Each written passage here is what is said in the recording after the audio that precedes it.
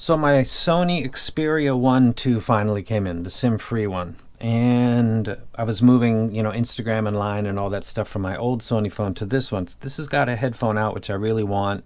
It's got a great video pro app and a photography pro app that I can kind of use for this channel. So it's going to be good for listening to music. I'm going to do a review of this as a music player. I'm a big Sony fanboy, you guys know it. That Z1R that's lording over the top of the box of the Xperia. I was going to put that box away. I swear, I was going to put the box away because I was done, and then I noticed packaged over next to the big power adapter is, the wound up headphones in the plastic, and I almost just, skip it. Why am I going to use that? And then I thought, it's Sony. Take it out. Measure it. Listen to it. It's a Sony. I mean, maybe they're not doing the same as before. I didn't even look at the number code MH750. I would have probably gotten it then, but I didn't imagine they still use that. On closer inspection, it looks just like an MH750. Didn't really dawn on me. I listened to it after I graphed it. It's the same as the one that I had converted and cut and customized in MMCX. Yeah, I voluntarily did MMCX, but it was better than this. This is actually better than the original in its length. The length of the cable is longer. The other one was shorter than this, and then it had the shorter left than the right, or vice versa.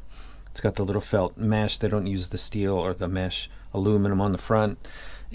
Playing Black Sabbath, Sweet Leaf, something that's got a lot of distortion. It's not where this thing shines, but this has, as you can see in the graph, a nice warm tilt.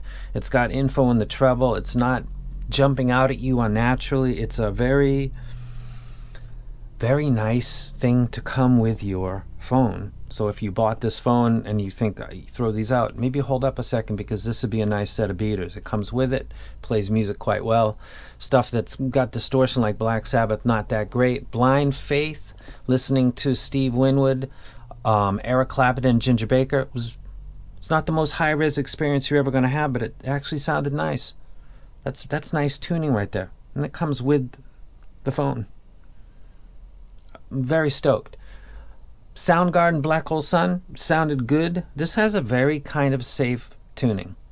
It's not, if you were to take something that's really nice and compare it, it might not hold up, but its tuning in general is quite nice. The treble is not shouty or overbearing. It's not rolled off, so you're not losing cymbal strikes that are seeming to die off a little early. It doesn't have any of the disqualifiers. It does have elevated bass, but that's what kind of gives it the warm, pleasant feeling. I just reviewed a $1,600 set last night that tilts in the same way. It's dominant up in the sub bass, and then it glides into the mids, and then it goes up not jarringly in the Pina gain.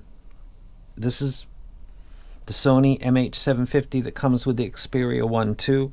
It's fairly decent. I review IEMs that are between $30 and $3,000, and if I got this from a graph that was a set that was, $100 or $200, and let's say it was a hybrid and had a dynamic driver and 3 BAs, I would take notice and think, I gotta listen to it. That doesn't jump out at me. It's gonna be warm, but let's see how they did. And if I saw this fabric in here instead of like the metal stamped pressed or the screen door stuff, I just like this. This is comfortable. I believe the ARE Z1ii has the same thing in the front. Sony typically does this, and it's nice. So this is a nice sounding set. You don't got to pay for it because it comes with your phone, but it's a nice touch. I appreciate it. The weight was kind of worth it. Sounds good. Pink Floyd on the Run. It's not the widest replay because it tilts warm, but again, it's a fun set. Nice to pull out. Remember, one side is longer than the other, but anybody that's familiar with some of the stuff that comes with the Sony music players, or the original white one came with a mini disc player or something, I can't really recall, but this is not bad, and it's also longer than the one that I had before. The white, that was almost unusable because it was so short in its length, and then it had the shorter left and right. It just was overall a disaster. I could live with this because the length of it is pretty decent, so I'll be using other stuff, but this isn't bad.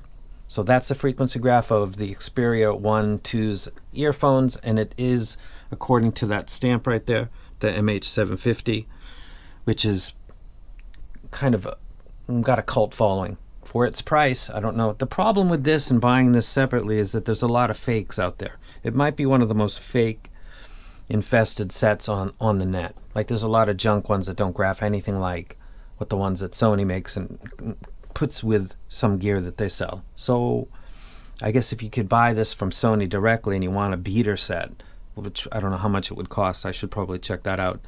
It's nice. It graphs good. It sounds fun. And it's not a massive screaming V. That treble is 11 dB. That's not a bad trajectory going up there. About 3 kilohertz is the peak, and then the dip is rolling all the way out to about 10, and then you've got a 16K peak.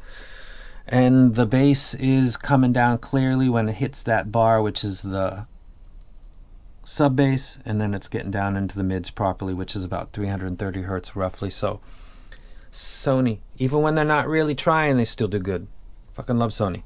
And I'm out. That's it. That's the earphones that come with the new Sony phone, and they should be familiar to people in the audio world because they're already popular. And I'm out. Ripping shows live on stage with hoes yelling my name. To be precise, ripping mics is the light of